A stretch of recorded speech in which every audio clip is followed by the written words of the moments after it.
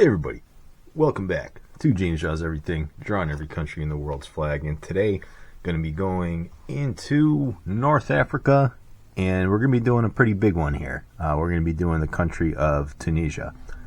Alright, so Tunisia, it's probably a lot more complicated than you would think as far as its history goes. Definitely not maybe like what you think of when you think of Africa. You know, North Africa is definitely a little bit different than the rest of the continent, but this place is actually where we get the name Africa from, but we'll get to that. And yeah, just due to where this is, definitely at a real crossroads between a lot of great powers in history. So you have a whole different slew of influences that make up this country's history and or culture. All right, so early peoples there. You've got like early Berber peoples. Phoenicians arrive like a couple centuries BC. They form. Hold on one second. I'm just looking for. Here we go. They form the city of Carthage, right? So one of the famous kind of city-states in the early days of civilization. They attract the attention of Rome, right? So this place and the Romans, they have a bit of a feud. So the Romans have their eyes on Sicily, right? And when I say Rome and Sicily, you can probably guess what happened here. Right, so Tunisia loses Sicily over several Punic Wars, right? So those are, if you're like a student of warfare and whatnot, those are it's a pretty famous one to study. Bust out my awesome circle tool again for super clean, nice and even circles there. Only the best circles for you, my fans. And there's a lot of interesting stuff that happens in this war that kind of influence future historians, warfare historians, political historians. Machiavelli, right? What Machiavelli says about mercenaries. There is a mercenary uprising in this war, right? On the North African side here. So when you hire mercenaries, right, they can be counted on to do the job, but they can't be counted on to be loyal because they're only in it for money.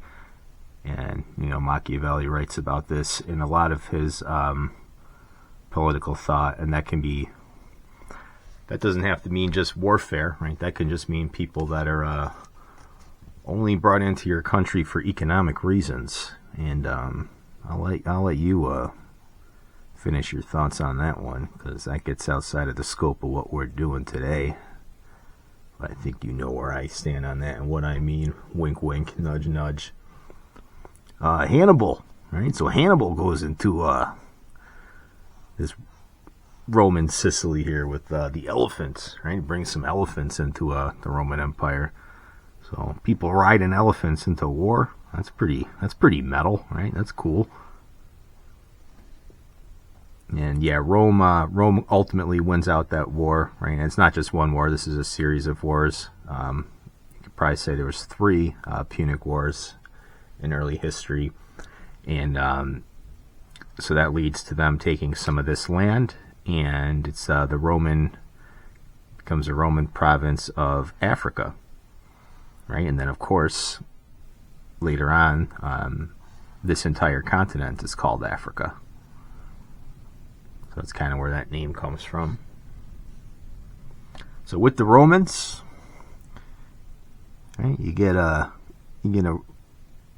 Roman takeover, a Roman invasion.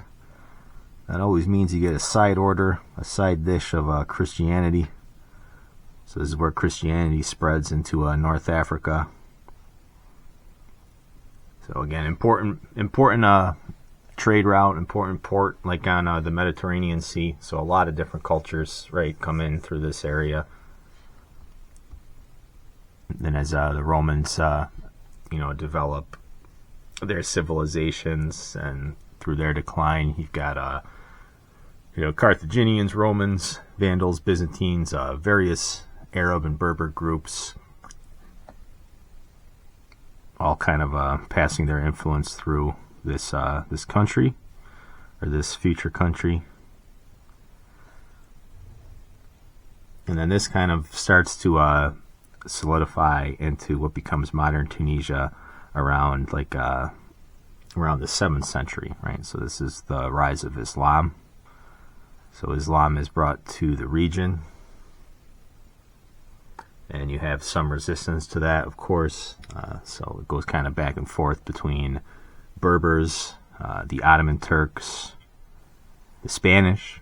They support the Berbers, right? So the Spanish are kind of, much later on going through their own Reconquista, kicking out their Muslim hordes.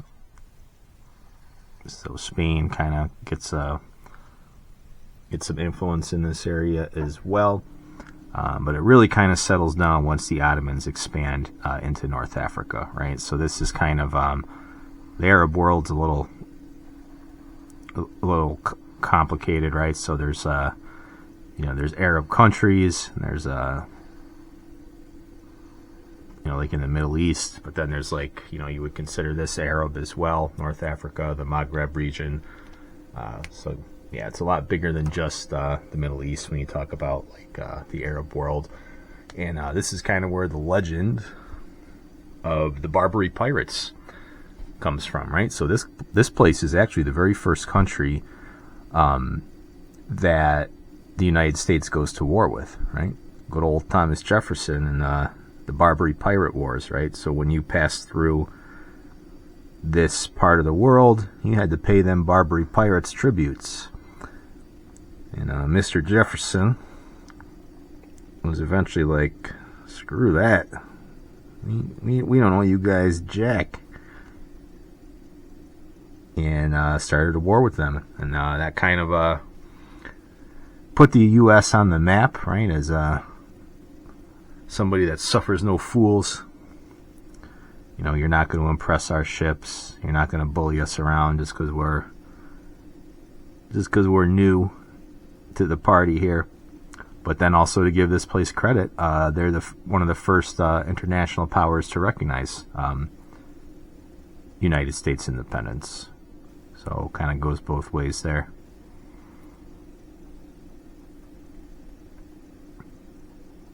So the shores of Tripoli, right, and in that song, that's where that comes from, right, and kind of leads to the early sort of formation of the U.S. Navy. But enough about the United States. Let's get back to Tunisia. France makes this place a protectorate, and then that lasts until 1956. So there's a bit of a kind of hot potato issue here with the French and the Italians. So the French kind of went out there, and then in 1881, it's where they declared a protectorate. Then of course, independence movements in the Arab world, that's really kind of egged on by the British in a lot of ways. So that's kind of after World War I, and again, that eventually sort of boils over into World War II, and then again independence in 1956. So as far as independence, President Bourguiba, I hope I'm saying that right, he establishes a one-party state for 31 years, and he actually kind of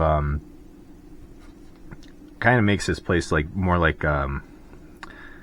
not what you'd think, right? For an oppressive 31-year regime, he actually fights off a lot of sort of Islamic influence there and tries to modernize the place, right? So women's rights, kind of Western liberalism and all that, but he is ousted in a coup, a bloodless coup though, so it was a good coup in 1987. And then things have kind of been back and forth a little bit since then.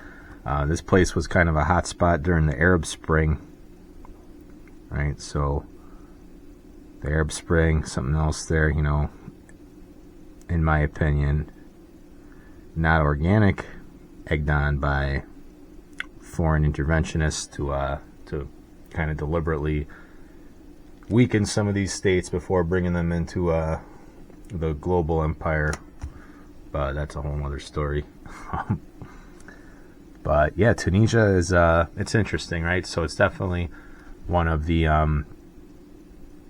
more developed like countries in Africa. And again, there's, you know, it's where the name Africa comes from, but you almost can't really think of it because Africa means something so much more different now, you know, like hundreds of years later.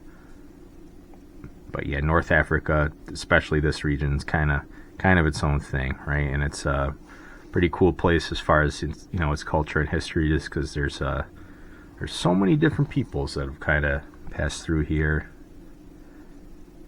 and left their mark on things, right? So you get a lot of Roman architecture there, right? And, you know, later Spanish, French, Italian. Then you also have your Arabic kind of architecture and all that, Berbers. So that is Tunisia. All right, so this flag might look a little bit familiar, right? Just kind of modified things. Maybe moved around some of the chairs and the tables a little bit, and it looks kind of like the Turkey flag, right? And there's a reason for that, because this represents the Ottoman flag, right? So Turkey and Tunisia, very, very heavy, strong Ottoman influence in their history. So you got that red banner, the white crescent and star. Red, of course, the blood shed by the martyrs in the struggle against oppression. White stands for peace, and the crescent and the star, traditional symbols of Islam. All right, so that's a slightly modified Turkey. You know, you move a couple things around and you got Tunisia. So and that is that. So let me know what you think. Like, comment, and subscribe, and I will catch you on the next video.